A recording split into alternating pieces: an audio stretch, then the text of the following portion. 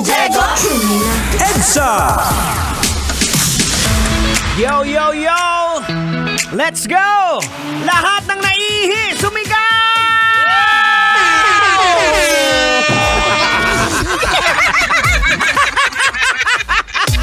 Lahat ng mga naihi!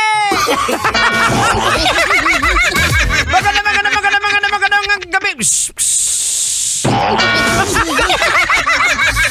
Ang bihira!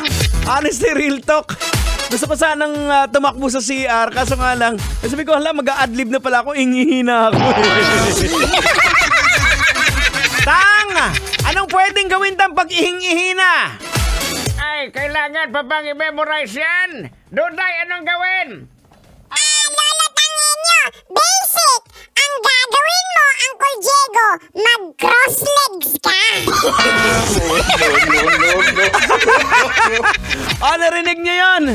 Mag-cross legs daw muna tayo. Konting ipit muna! Ipit! Oh, no! Ang bihira naman, oh. Oy, batiin ko lang nga pala magandang gabi sa mga nakatutok sa atin. Lahat po ng staff dyan sa may Car Club Garage, dyan sa may Mosaita Drive Molino. Maraming salamat sa pakikinig.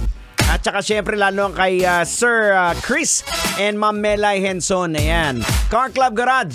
Ayan, nandyan ako kanina nagpa-PMS. Ayan, sa aking sasakyan. Kailangan nagpa-chins uwil ba? Okay, mga kabisyo, eto na. Hindi na natin patatagalin to. Pag-usapan na natin to, Tang. Viral video ng road rage ng dalawang sasakyan na nagkagit-gitan. Hinamon ng karera, pustahan daw 100K. Oh, no! Kumasa naman itong hinamon, tapos sabay tanong ng hamon ng karera na may magarang kotse. Di ba pang karera talaga yung kotse? Ang sabi niya, di mo ba ako kilala? Sumagot naman ng yung kanyang hinamon. Bakit? Artista ka ba? Sumagot uli yung nang hamon. Sabi niya, ako yung may-ari ng kay Horace, 9 seconds. Tanga ka ba? Sumagot naman yung isa. Hanggang sa, ayun, may kunyari, nagkumuha ng baril, tapos naghubad pa. Oh, no! Ang bihira naman. Logica na natin to, Tang! Ay, sige. Huwag mo nang matagalin yan para mahismas-masan. Logican mo na yan. Logika na yan! Logika na yan! Alright mga kabisyo, logica na yan. Anong leksyon ang ating mapupulot? Anong aral ang ating madudukot? Boards! Kailangan ba bang i-memorize yan? Basic? Basic to mga kabisyo sa mga road rage incident na nababalitaan natin. Yung sobrang taas ng tingin sa kanilang sarili, di ba? Oh, no! Actually, yan po yung pinaka-cause talaga, pinakadahilan kung bakit may road rage po eh. Yung pride ng mga tao. Uminit yung tenga ng may-ari ng pangkarerang kotse kasi dinikitan daw siya. Eto din naman po yung driver ng Vios, mataas din ng pride. Nung sinita, hindi rin patatalo, matapang din. Kahit nakasama niya po yung asawa at anak niya sa loob ng kotse, ayaw din umatras. Actually mga kabisyo, kung tutuusin pareho po silang may mali Buti na lang walang nasaktan. Pero logical pa rin natin.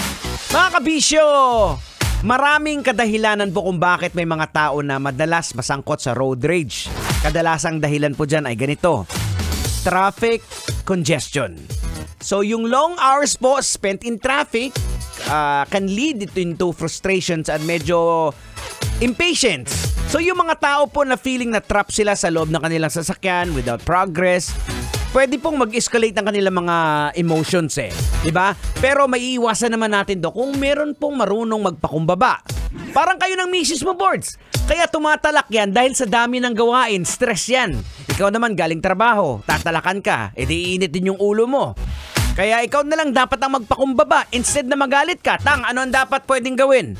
Ang gawin mo pag tinalakan ka ni misis mo, hilahin mo sa loob ng banyo, paliguan mo para lumamig kayong pareho.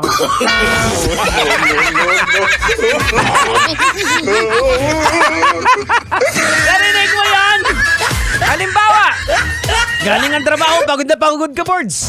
Tinalakan ka ni Mrs. Sabi mo, halika nga dito. Dito tayo sa loob ng banyo. Tapos,